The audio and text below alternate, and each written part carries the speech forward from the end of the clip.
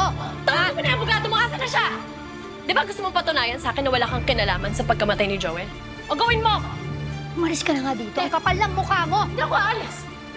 Sabihin mo rin sa akin kung sino yung lalaking kasama mo sa video. Sino siya, ha?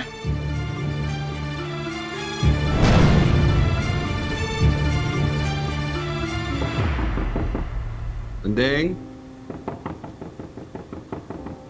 Andeng? Manuel, hayaan mo na. Ngayon lang nagmahal ang andeng mo. Si Joel lang yung pinapasok niya sa puso niya at sa buhay niya. Kaya nga mas masakit to para sa akin eh.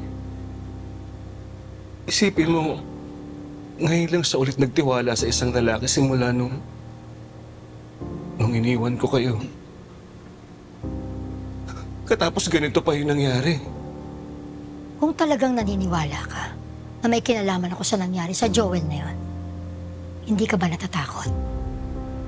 Na baka may gawin din ako sa'yo?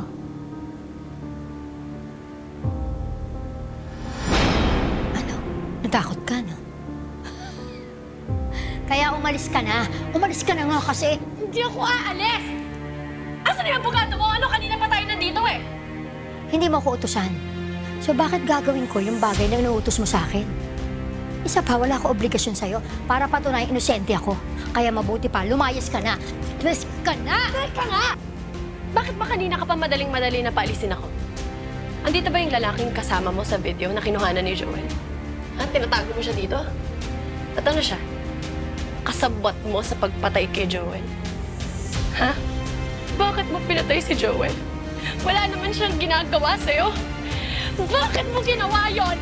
Napaka-demonyo mo, napaka-walang iya mo, Hazel! Ka na! Nag-awa! Tanggal na! Ka na!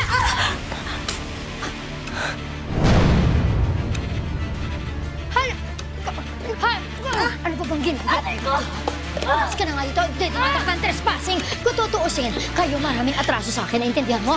Iniwan ako ni Manuel lang dahil sa inyo. Pinatay niyo si Jessica. Pagkatapos ang kapal ng mukha mo, ikaw pa ang susugod-sugod dito. Nga! Ikaw ang trespassing! Ikaw ang unang pumasok sa buhay namin dahil inagaw mo ang tatay ko. Inagaw mo ang pamilya na meron ako. Sa Jessica, sa amin mo isisisi ang pagkamatay niya. E nangyari yun dahil sa'yo. Dahil sa kagagawan mo. Kasi pinagmamalupitan mo siya at si tatay.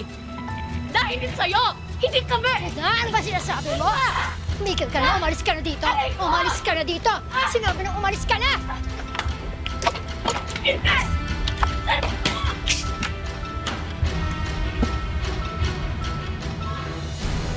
Ano sinasabi niya na namatay si Jessica dahil sa pinagagawa mo kay Manuel? Huwag mong iniintindihan sinabi ng babae. Baliw yan.